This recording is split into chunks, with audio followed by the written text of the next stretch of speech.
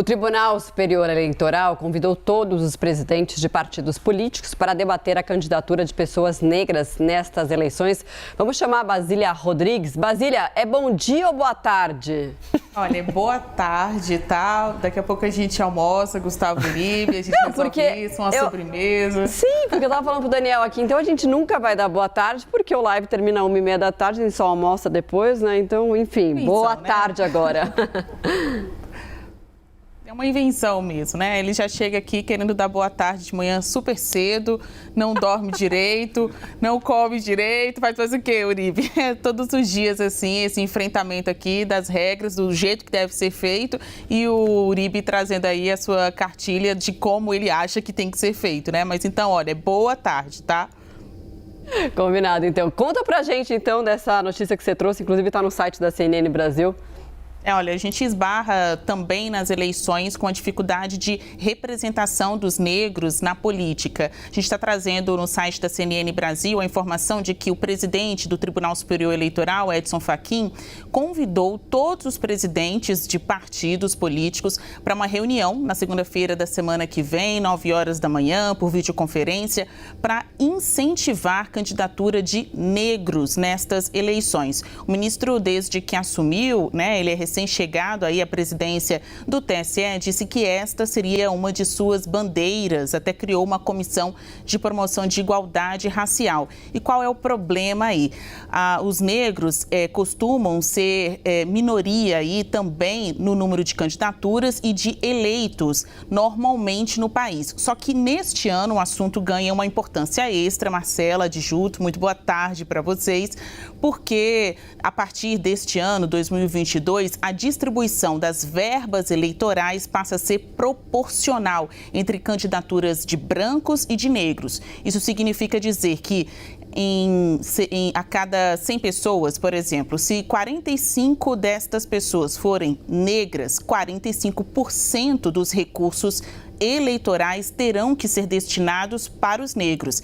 Essa questão aí do financiamento de campanha é o que acaba impactando na viabilidade política de muitos dos negros também. Então, há uma dificuldade em você encontrar negros dispostos a disputar uma eleição e mesmo que eles formem candidatura, na hora de receber estrutura, apoio do partido, isso também não é tão notório, não é na mesma intensidade do que os partidos dedicam às candidaturas de brancos, tanto homens quanto mulheres brancas. Essa disparidade, ela tem a ver mesmo com a raça, não é bem uma questão de gênero.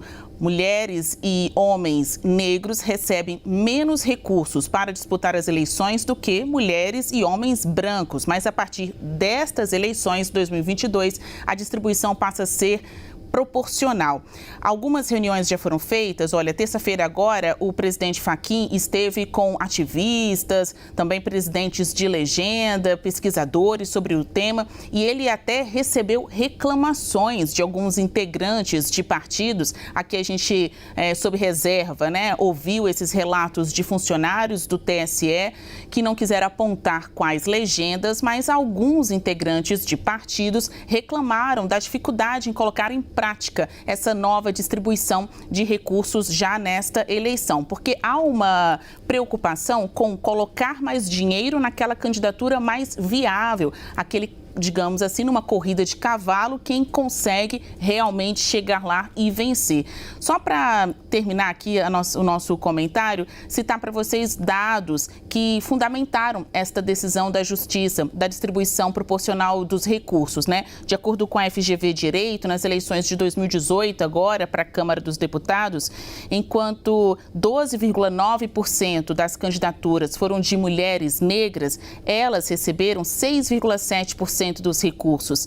Se 26% eram de candidaturas de homens negros, apesar de serem 26%, eles significaram somente 16% dos recursos. Então, até candidato negro há, mas os recursos não chegam até eles.